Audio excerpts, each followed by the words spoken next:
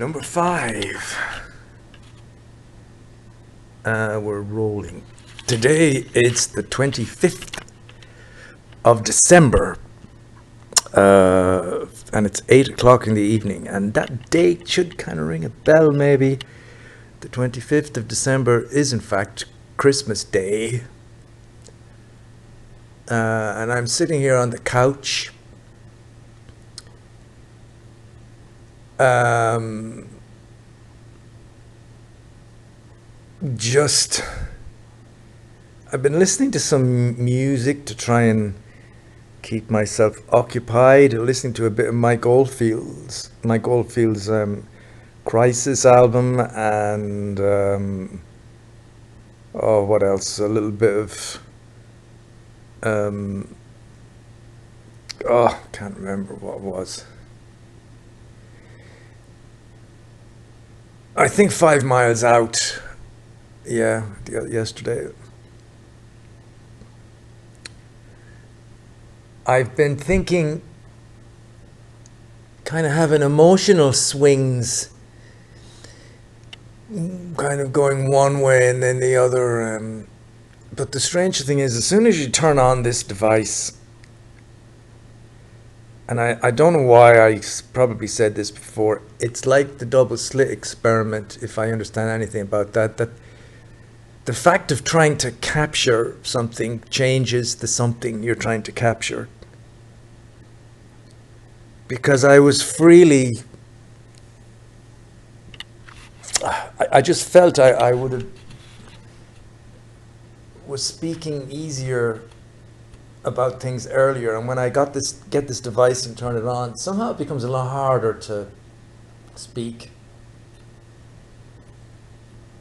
Not to speak, of course. I can speak all day, not to speak, but to try and put into words and to put into some feeling to try and communicate what I'm feeling. Because sometimes there are difficult things, kind of deep things.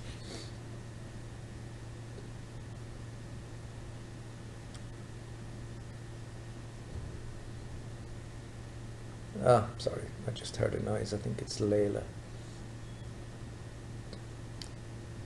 And the light went on outside. It's 8 o'clock, but it's literally been pitch dark since around 5:15.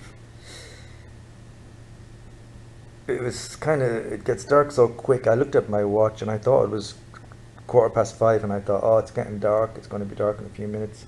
Then I realized it was 4:15.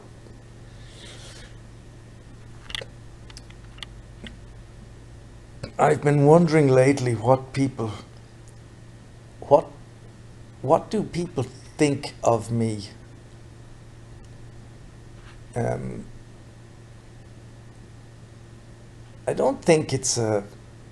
I know there's the thing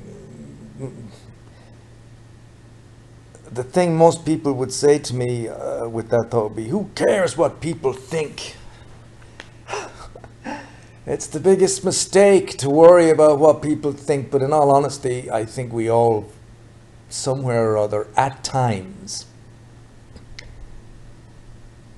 have that thought going through our heads. I don't know, because I don't really know anybody deeply. I don't know anybody in a profoundly philosophical way. The only person I met that I would like to have this conversation with is David from the AA. But because I wonder, do I have a tendency to think everybody thinks exactly like I do, and everybody has those kind of moments of, it's a kind of profound moment of looking at yourself in a kind of objective way when the music is playing, for instance, and Mike Oldfield is playing, and you see kind of a montage of your life from when you were, the very young, and then the teenage, and just kind of, it's like a mixture of images that lasts for seconds, nothing more really. But in those seconds, you listen to a piece of music, you can go through, you can have 20 different moments of your life, and it can range through about 5 decades.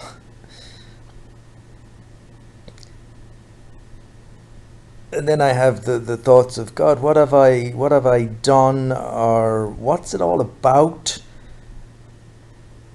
And then the really kind of deep thought of, I thought I was an impressive youth in Carlow, and that at least people would remember me the next day because I was the guy that looked like David Bowie, and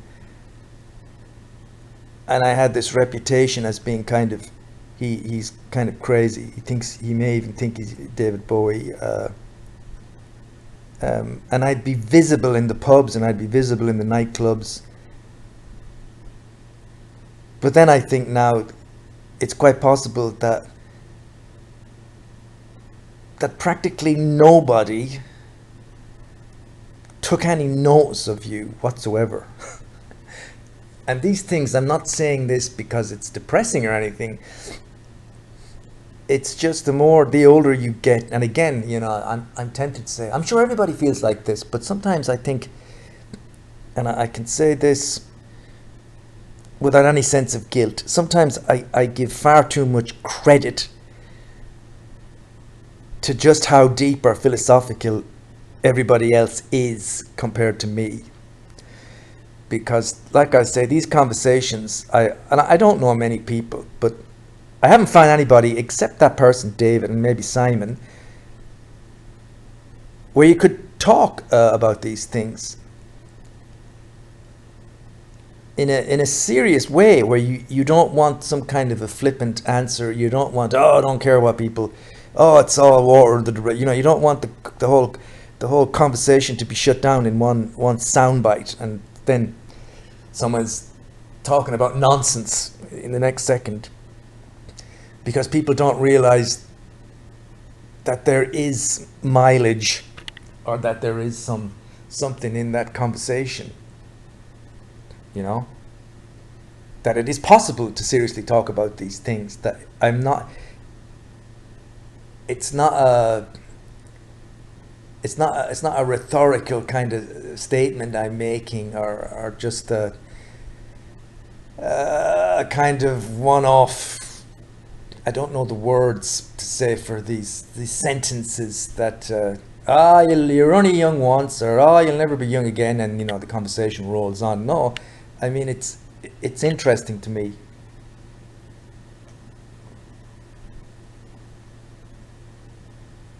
The fact that I had all these ideas about myself, and the ideas about myself are kind of fine, but I had ideas about what other people think of me, and that's the thing which probably may well have been all just in my head. I turned 60 in a couple of weeks, and it's another thing to get to this point, and there's not exactly a sadness in terms of I regret that I didn't do this or that. The whole thing about, you did this, you went to acting school, do you not regret becoming an actor? The realization comes to you that it's not really something to regret, because you weren't that person. You couldn't have done it. You wouldn't have enjoyed it. You didn't enjoy it. That's another thing I could think back and say, how can a person spend 2 years in a place that he detests, that just gives him anxiety all the time? He hates practically everything he does while he's there, and still somehow keeps going back and keeps thinking it's all going to turn out well. There's there's something so retarded about that person. And it's, if you could even maybe say it's a nice form of retarded. It's what they kind of call naivety and idealism, where I'm literally like the fucking Disney princess. I have a dream. I'm going to be a famous person. You know, it's like, why do you want to act? Because I want to be famous. It was never any, there was nothing deeper than that, really. I had no real interest or fascination with the process. I mean, I have much more fascination with it now. It's one of the things, this is maybe something a lot of people say, I wish I had the awareness and the neurological activity in my head that I have now. I wish I had that when I was 25. Because I may have got into, mind you, to be honest, in the school I was in, if you sat me down now and said, I want you to do Wiedekind, the Spring Awakening, I want you to do Turgenev, I want you to do Winter's Tale, I want you to do the Restoration comedy, Oscar Wilde stuff, I would fucking not want to go anywhere near any of that shit. It's just, I detested it all. But that doesn't mean I wouldn't want to get involved in some kind of a different type of modern play or something, where I'm acting or I'm helping or I'm directing, and it's something I can get my head around. This girl is trying to act as like this, the guy is trying to act like this, and I'm trying to make it believable and realistic. And so I'm trying to get them to, because I understand so much more about acting now than I did then. I listened to Rod Steiger being interviewed, and it just is so simple. Again, it goes back to what Reuven Adju was saying. It's, at the end of the day, he said acting is quite easy when you when you kind of realize that it's not that you're pretending to be other people.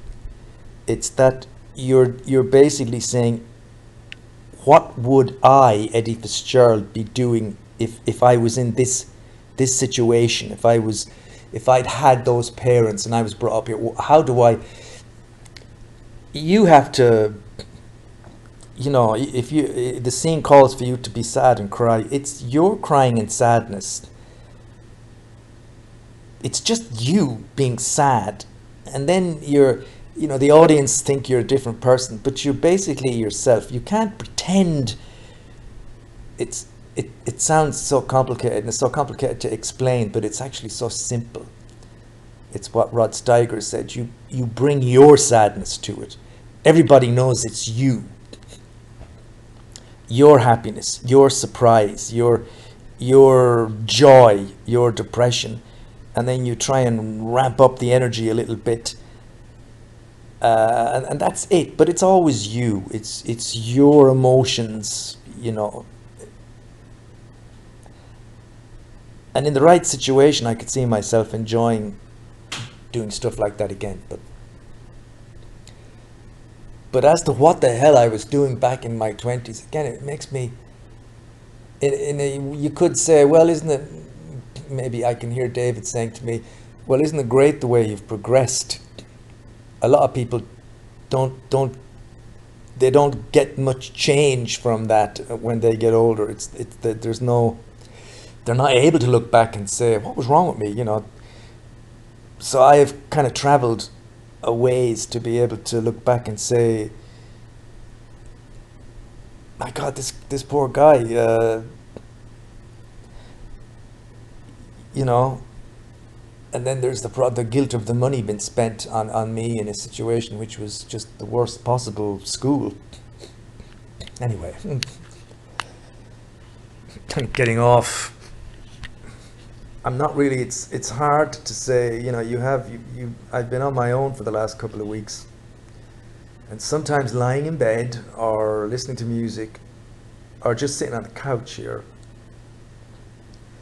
lying on the couch. You have these emotional highs and then these deep dives kind of melancholy, anxiety, fear,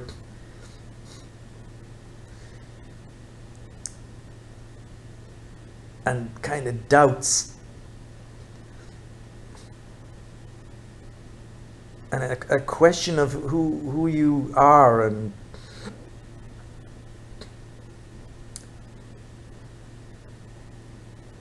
what do you count for.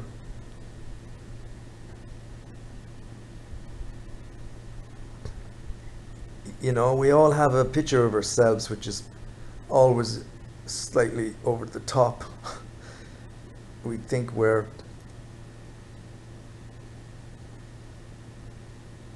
again, I can't speak for everybody, but I would imagine this is probably a fair to say it's a generalization, that most people think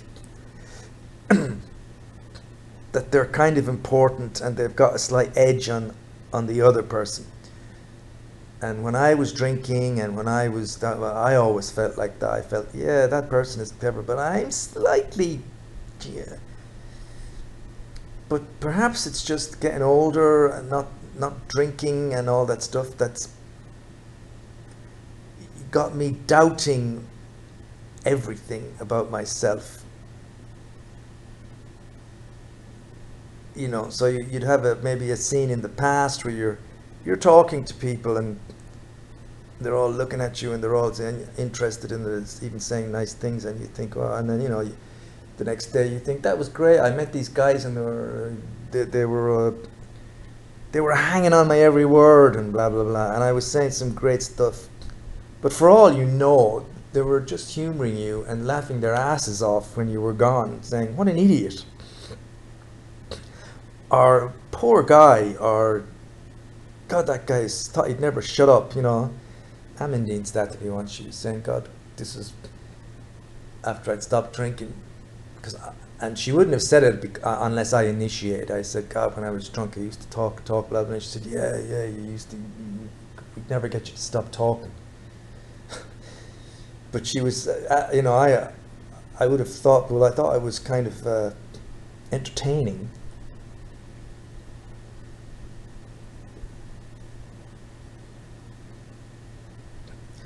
But the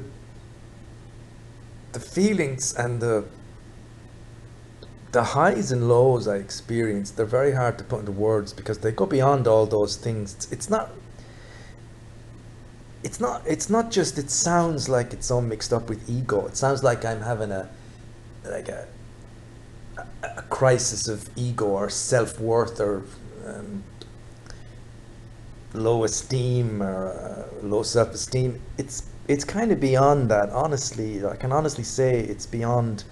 It's not my ego anymore. The subject is a little more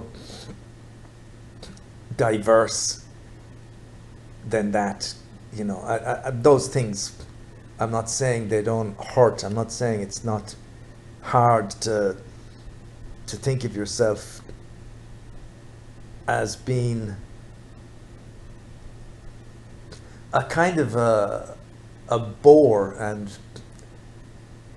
you had this fanciful notion of yourself as a kind of Casanova in your 20s because you weren't bad looking. But then you think of the women who met you, besides one or two who genuinely would have married you, but otherwise there was enough who came over to kind of get to know you and stuff, and then when they got to know you, they disappeared because I was probably just dull and not interesting. And even thinking about that with Flo, I know Flo's gone her own path and everything. She sent a message to say that with her exercises, she realized how much she loves Luna and Tuco. And she said, Bob is third on the list. And I wasn't on the list. um, at all. So I looked at, and yeah, I can laugh at it, but I've been in a very kind of a delicate state of mind on and off. Sometimes I'm just into my game of Anno, and honestly, I'm oblivious to everything. Sometimes I'm playing chess. Sometimes I'm scrolling on YouTube, and it's all fine. But then other times I'm very brittle with one thing or another. And afterward, because I sent back a thing and I said, me and the cats really miss you. It's not the same without you here, or Tuco. And she kind of sent back a message, kind of with a smiley face, saying, "Yeah, you missed the noisy ones," something like that. But I think Flo's not really. I think she finds it very difficult to be, sometimes to be emotional or whatever. Um,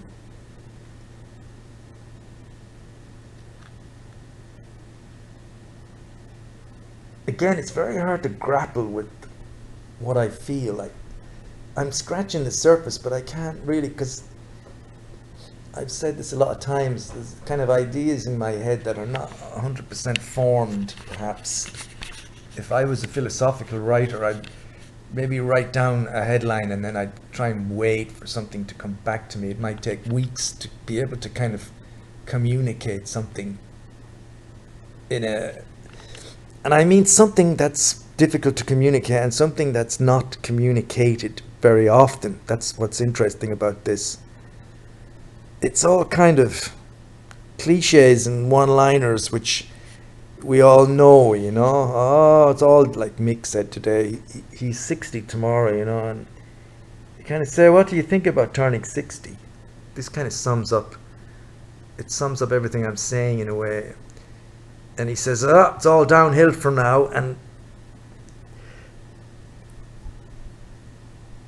if I pushed him hard on it, I may get something else. Maybe in another life I was a therapist or a psychiatrist, because that's kind of, you'd like to try and, but then it's, you want to engage the conversation as much for yourself as for him. You're not trying to heal anybody. You'd like to bring some stuff into the open. Yeah, but with most of the people I know and have known, that literally is the response you'd get. Even with Rowan, it'd be similar. And that's kind of it's a sad thing with me, because besides David, you want someone to just say something that's just, that opens the door to more discussion about stuff, more, that maybe changes the way you think about something, or you can say, "Wow, I never thought of it like that," you know.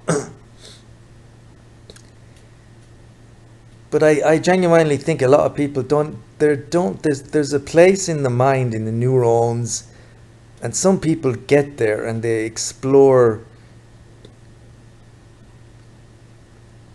the the question of existing and getting old, and the world and what we do and what we feel and the way it works and the illusion of our lives and the illusion of uh, the pictures we build up for ourselves, which thank God they're there, because I've been stoned a few times, and so if those things break down, you can be in a whole load of shit. So it's nice to have all your illusions and stuff. And I don't really mean it in a, I don't mean we're all going around kind of completely fucking deluded. It's a subtle delusion, I suppose. So I felt myself just having moments of, my mother will be 85 in March, and we were in Malaga on the 4th of December to the 8th with Martina and John, and when we're together out and stuff, there's sometimes I'd say things that they haven't heard, and it can be Martina's obsessed with American politics, but other times it's like we're just having a conversation and everybody's talking, and it's the very same as if we were all talking to each other in 1979 or something. It's like we're all back to being the family we were at the beginning. It's like it's like time hasn't passed, the dynamic. And I'm listening to my mother and I'm looking at her, and she's my mother, as in the old days. I forget about the whole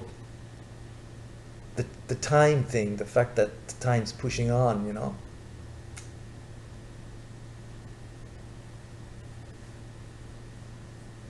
And then I think of next year, and I've got my teeth, and I've got my eye, and I've got to tell Flo about the appointment I made, which is probably on the wrong day.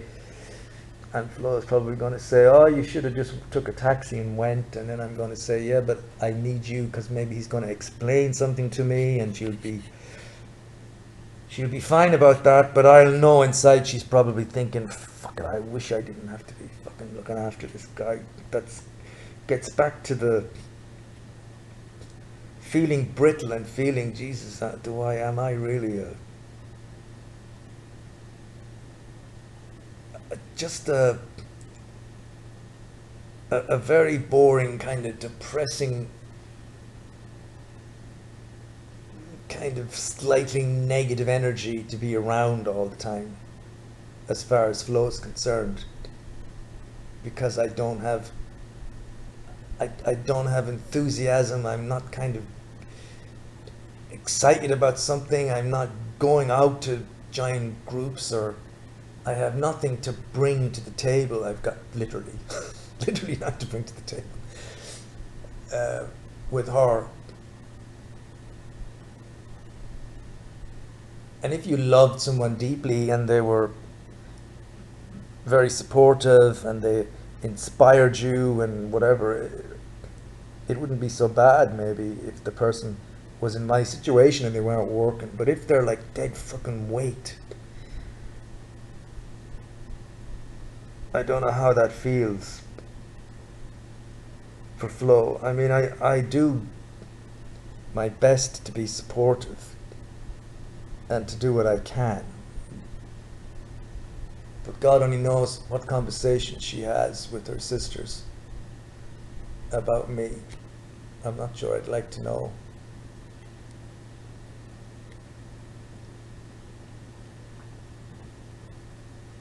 And there's this sense of what comes next.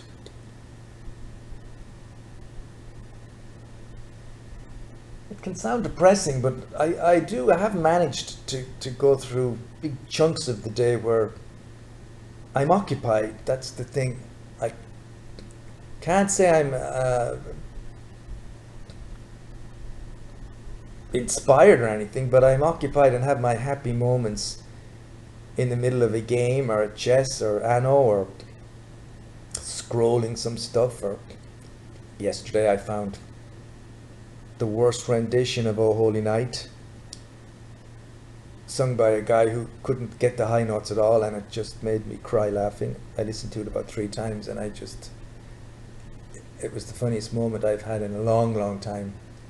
And I proceeded to send the song to everybody, to the Fitzgerald family, the Maraval people, Flo.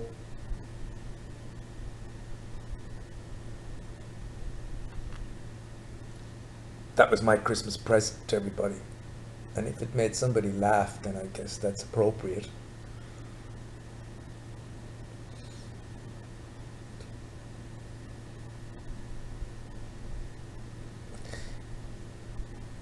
Someone was talking about money and saying that when you spend money on yourself, it's okay and it feels kind of nice. But if you had lots of money, if you spend it on someone else, it always feels better. And I was thinking, it's with me, it's not the money, but I'd love to give something in a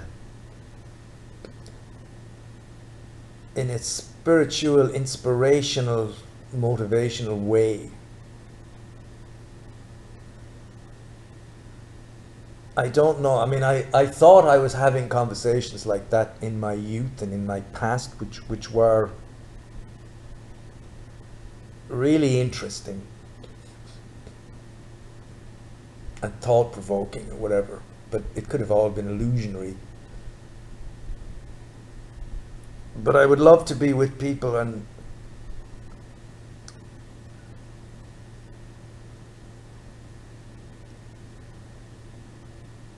I would love to be able to give something. It's that, and again, it's probably the healthy aspect of the ego. You feel good in yourself if you, like a YouTube person where people tune in because they really want to hear what you think, what you say about things. It's very ego, I guess, but I would love to have a channel and have people that genuinely want to hear what I say. It's that simple. I'd like to have an audience.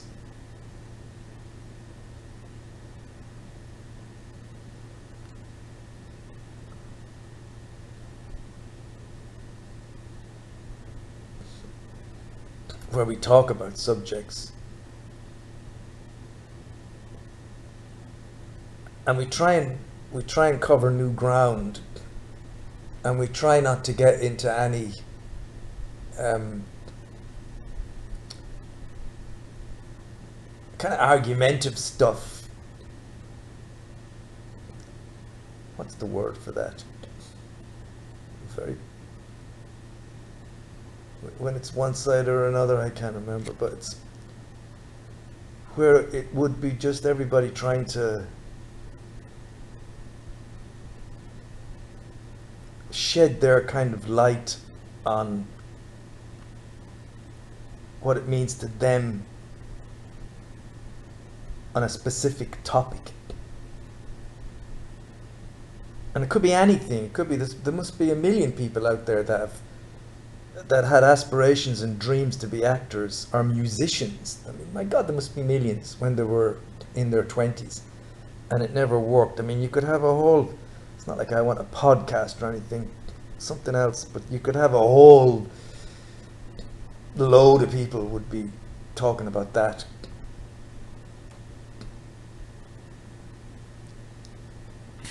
Anyway, I don't.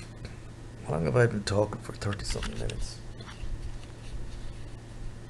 Again, not sure I've got.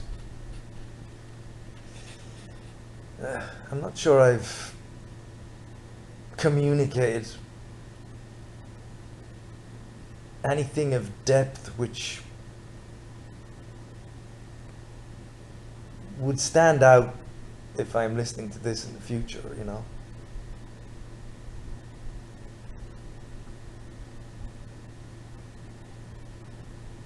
It's just with the time on my own and with seeing my mother, and I had Mick Manley came around today and gave me some food, and I was really touched by, because I'm always of the impression, oh, people, there's always ego attached even to good deeds, but in his case they really didn't have to do that at all, you know, and nobody would have been any the difference, and by doing it, it changes nothing with me. It's not something, you know, it really was a kind of a selfless act. It was, I know it's Christmas and it's probably in his tradition and in his um, makeup from his family background that you know, if there's someone on their own for Christmas, check up on them, you know. But being on my own and just the passage of time, and it's very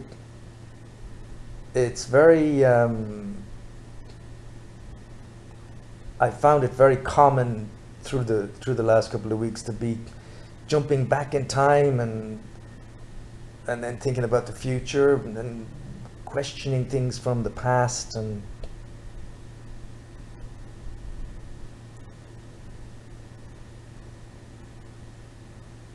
kind of wondering what the point is or what you're going to what will happen in the future, or again, it's an interesting question. What do people think of you? I think even Jesus himself, at some point in the Bible, asked someone, who do people say I am?" It is a kind of a,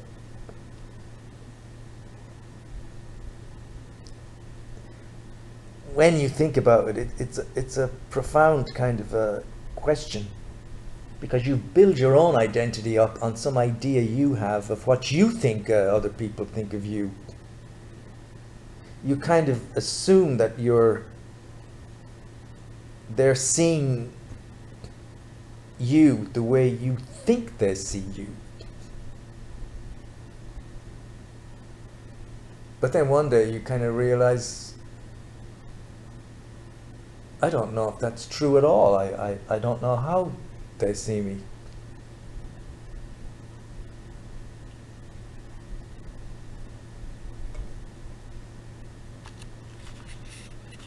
To the point where somebody could say, "God, how does Flo put up with him? He's such a lazy waste of fucking space. He won't do anything. He just sits playing computer games. He's like a child. He so can't do anything, you know." I don't know, you know. It could be that some people I think like me could perhaps dislike me. And it's not that that's gonna be a big deal to me, but it's just you're you're you're seeing things in a specific way all the time.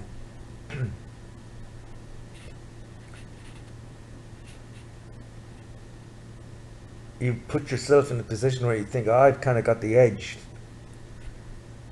but then you look back on yourself as a teenager and as a young adult, and you think, I had no edge. I wasn't. I was never the smartest anything in the pack, you know. So why would I assume I'm any different now?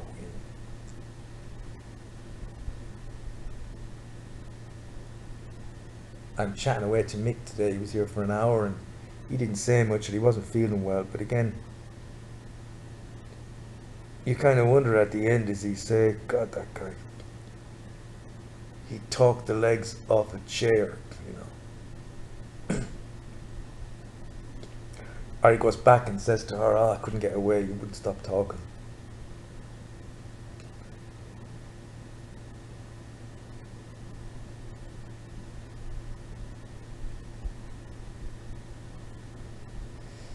I had a moment of listening to music the other day, and it was something like I came to the realization that perhaps nobody really has any kind of thought about you at all. People are too busy with their own lives. So, in a sense, you don't really exist to the vast majority of people, except of course your family and your wife. And so there's no need to be, in a sense, there's no need to be nervous or shy or overly polite, overly agreeable, because the people that you meet, let's say in supermarkets or on the street or whatever, I'm not saying you become like an asshole. I'm just saying you almost literally don't exist. Like when I think of 99% of people in Horizon that I know to see, I don't really, they're not in my thoughts. I don't, even people like Bernard and Layla, I mean, very seldom have any thoughts of them. I don't know them, they're alive, their problems. I don't really, maybe this is a very kind of, maybe a subjective thing as well. I'm a very introverted person, don't tend to have much interest in people. But anyway, whatever the thought, however it went, it was kind of liberating, because it said you can really be, you don't really count, and it's all, life is, in a sense, it's kind of it's kind of meaningless. You don't really have a great, you're not doing anything. It's nice that, I'm not saying you don't be kind to people and help. That's what I said earlier. I'd like to help. I'd like to be able to give something, but I can't find the way nor the means nor the format to do the help in the way that I could, through words and things, to be uplifting, to be inspiring. But if you don't, like I was saying, if you don't really count, then you don't. And if life is just, it's a thing to be enjoyed, and you like Nietzsche would say, amor fete, and you should be like a very light dancer, kind of going about life, knowing that it's all, what's the phrase? A load of noise and this and that. That signifies nothing. There's a phrase there somewhere. All is vanity. And you should skip through it, knowing that it doesn't matter. If Flo gets pissed off with you and everything else, it doesn't mean you become like a piece of ice and you just ignore her. It means you try as hard as you can to help that situation,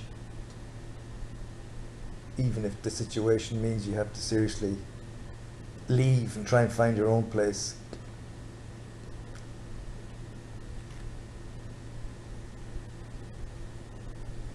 But you glide through life with the sense of it doesn't really mean, it means everything, and it can be absolutely miraculous and awe-inspiring and majestic and magical, and I listen to music sometimes and I go off into another sphere completely.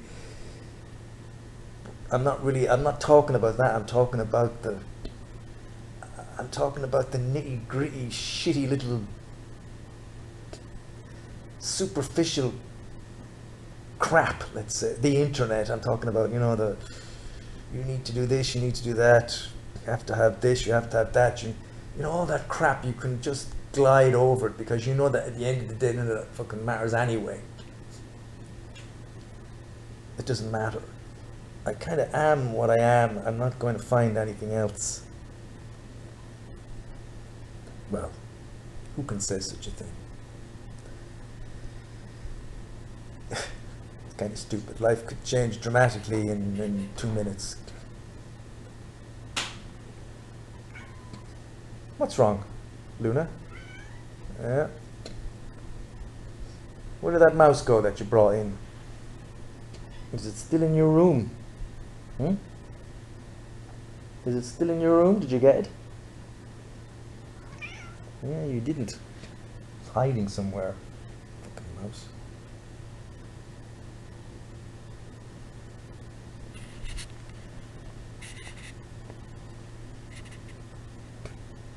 This could be a Christmas hour-long vlog. I think Bob is in bed, Luna, so be careful.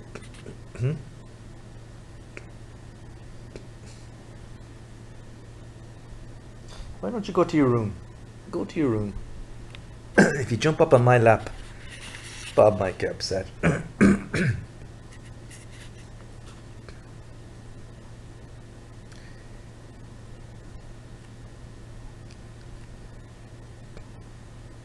Yeah, my mood swings, and some mornings it's like really bad, and then I think,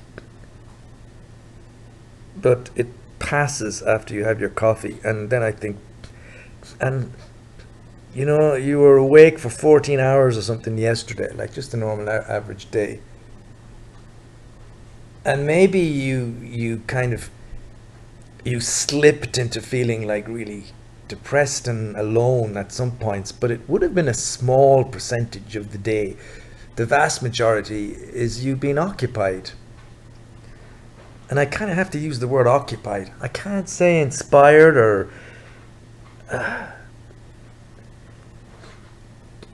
but there is a happiness to it, but not the happiness that people go on about, the poets, looking at the twilight. There's a I have a happiness because I come up with an idea in my head about something I want to do in the game Anno 1800. And it's like a eureka kind of thing. I'm going to go to this island. I'm going to do that. I'm going to build that, and I'm going to do this. And I'm so happy because I've got something to do, and it's a plan, and it's going to help these people have more, and the money's going to go up, and whatever. It satisfies something.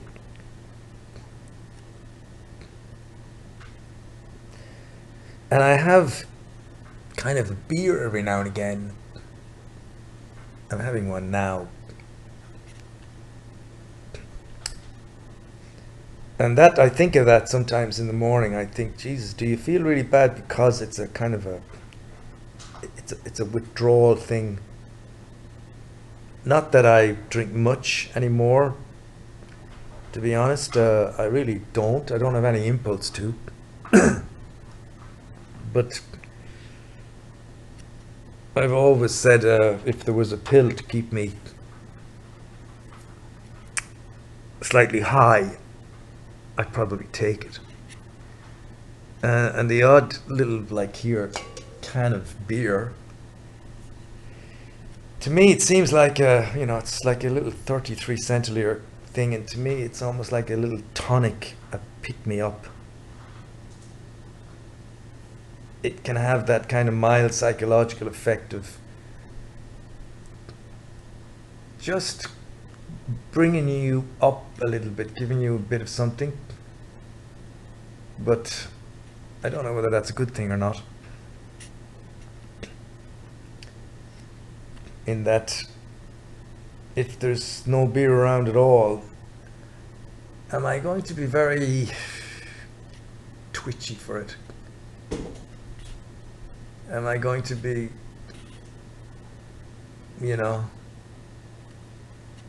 more down than I would have been?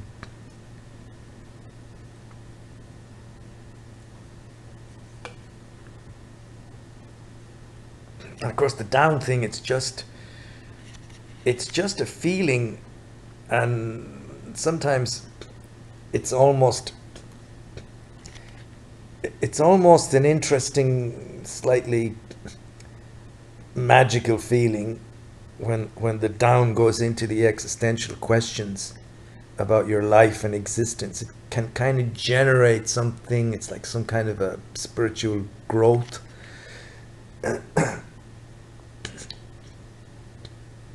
And I'm aware that I don't blame anything in life anymore. I know these things they're part of existence itself, part of my fabric, part of the setup of my neurological net of all the chemicals and drugs released in the cells and in that kind of microcosm that create these ups and downs, and then the thought jumps in to say, whoa, you feel like this, I'm going to attach this thought to that because that makes sense. But I never have a depressing thought that goes something like, I'm never going to become an actor, I'm never going to do this, I'm never going to become I'm not important, nobody loves me, blah blah. That's never ever really there. And if it is, it's something it's like I've just said, it's like a magical kind of thing that brings you to a different space.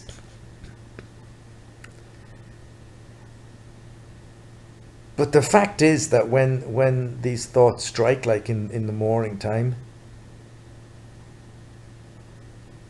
you can't, I mean, they happen and they're there, and I used to always kind of think you could think yourself out of these things, but kind of finding now it's actually a better bet is a cup of coffee in the morning. It tends to just, I get up, I have a cup of coffee, I turn on Anno 1800,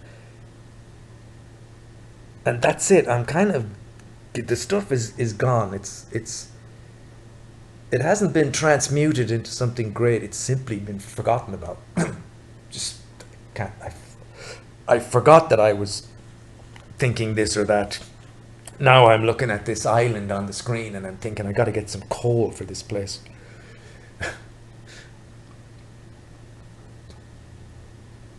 But when those moments come, sometimes they're very they can be quite brutal. They can be very heavy anxiety or fear of the future, or all of a sudden a dreadful fear about my teeth having to be done, or my eye, or what comes next.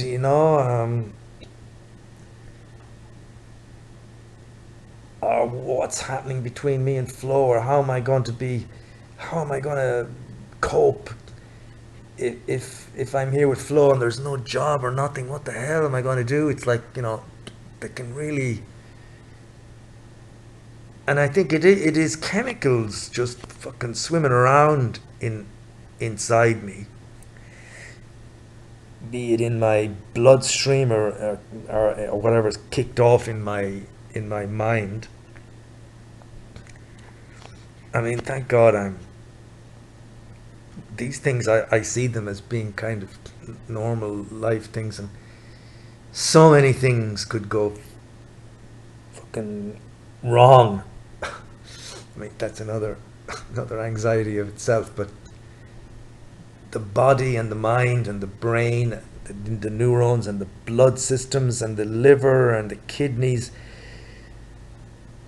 they are the most incredible organisms, or whatever you want to call them. And you can have things going wrong at the tiniest level. I'm amazed what the people in the medicine world, the things they know.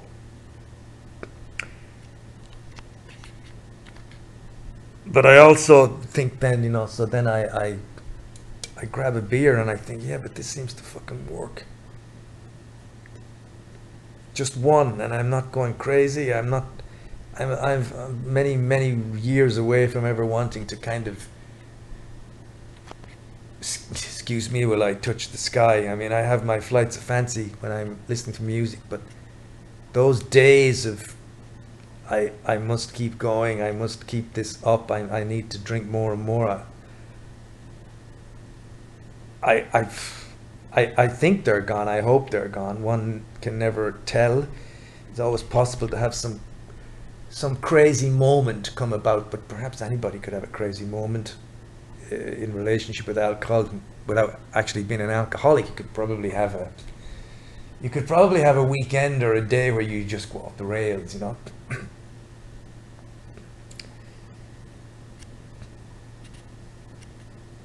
Chemical, just chemical.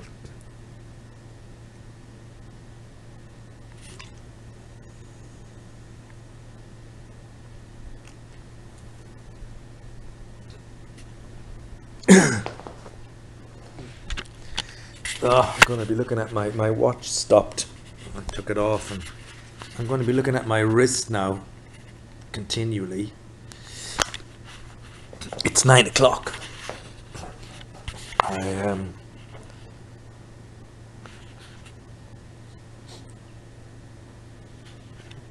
I was looking at myself today in the mirror, and I realized my belly is like a kind of a balloon, and I drank an enormous amount of soup today, my lamb stew.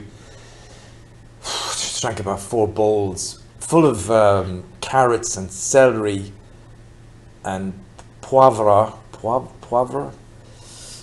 And I know some of these things can cause all kinds of gas and things, but I also noticed you can't kind of get away from the fact that I've put on some weight around my midsection, which really annoys me.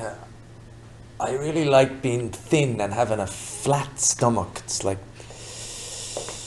I took some pictures of myself topless in the garden. I think it was about 2 or 3 years ago, and I was so happy with myself because I had what I considered a pretty youthful looking body, kind of slim and no folds of fat. And now I'm starting to develop a noticeable midsection. And again, drinking cans of beer is not going to help that. It's full of calories.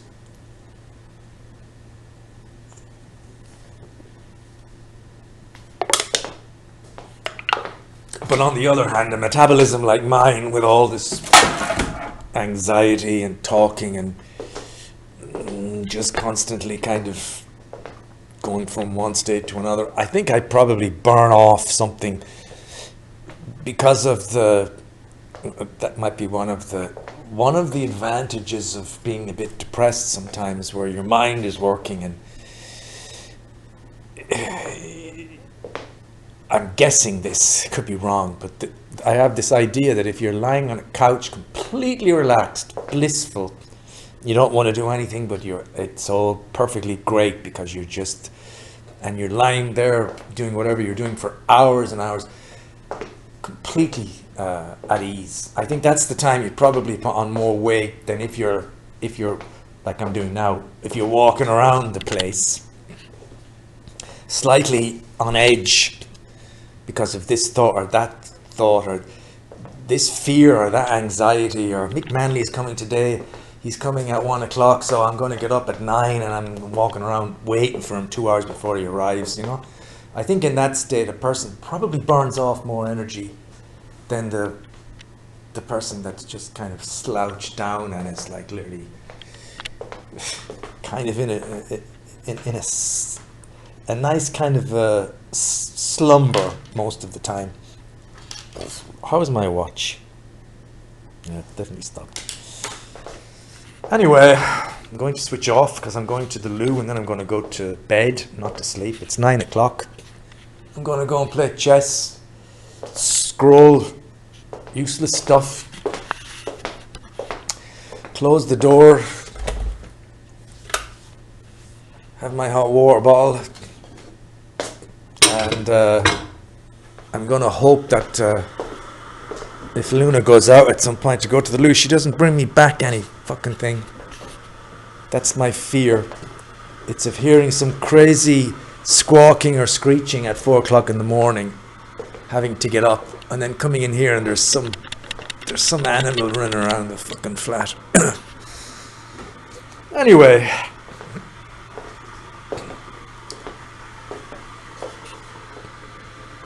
I sometimes have a thought for who's going to listen to this in the future.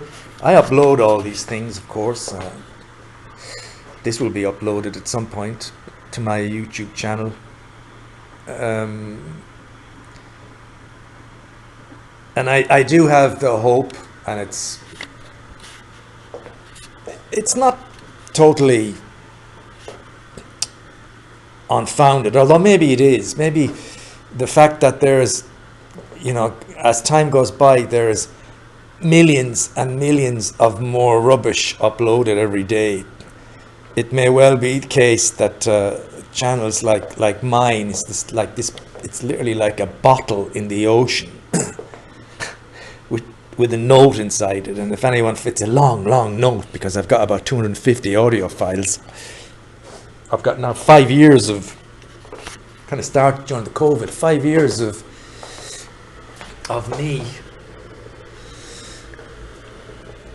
going on and on like this, talking about my life, and I'd like to think that some of them like this have maybe some kind of substance, just something that may connect with somebody at some point, or I don't know. Other ones, really, all I'm doing in the other ones are just talking about a game or talking about a specific incident or something, and they're maybe not interesting.